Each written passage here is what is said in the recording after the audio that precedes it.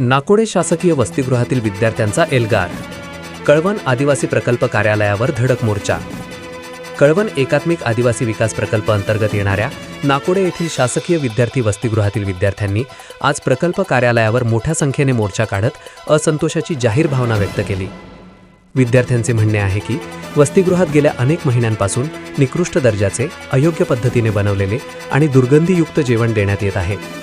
शासनाच्या नियमांनुसार विद्यार्थ्यांना दररोज अंडी, केळी, दूध यासारखा पोषक अन्न पुरवठा करणे बंधनकारक असतानाही हा अन्न पुरवठा नियमितपणे मिळत नसल्याचा गंभीर आरोप विद्यार्थ्यांनी केला आहे. मोर्चा दरम्यान विद्यार्थ्यांनी सांगितले की दुधाऐवजी अनेकदा फक्त पांढरे पाणी दिले जाते, अंडी दिवसानुसार दिली जात नाहीत, तसेच भाजी आणि भाताचा दर्जा अतिशय खराब असतो.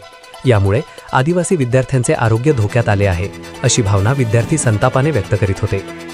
याशिवाय भोजन पुरवठा करणारा ठेकेदार विद्यार्थ्यांना कमी दर्जाचे अन्न देऊन शासनाच्या निधीचा गैरवापर करत असल्याचा आरोप करण्यात आला.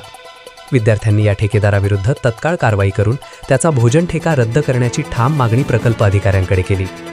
वसतिगृहामधील आणखी एक गंभीर बाब म्हणजे गृहपालाकडून विद्यार्थ्यांशी अपमानास्पद व तुच्छ वागणूक दिली जात असल्याचा आरोप करण्यात आला. काही विद्यार्थ्यांनी सांगितले की आम्ही तक्रार केली की आम्हाला उलट धाक दाखवला जातो, तसेच अन्न निकृष्ट आहे म्हणताच किंवा तक्रार केल्यास शिवीगाळ केली जाते, असे धक्कादायक आरोप विद्यार्थ्यांनी सरळपणे सहाय्यक प्रकल्प अधिकाऱ्यांसमोर करताना दिसले.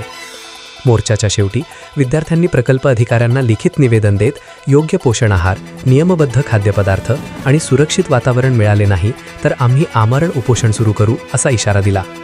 या इशाऱ्यामुळे प्रशासनात चांगलीच खळबळ उडाल्याची माहिती समोर येत आहे. दरम्यान प्रकल्प कार्यालयाने विद्यार्थ्यांचे म्हणणे ऐकून चौकशी करून कारवाई करण्याचे आश्वासन दिले.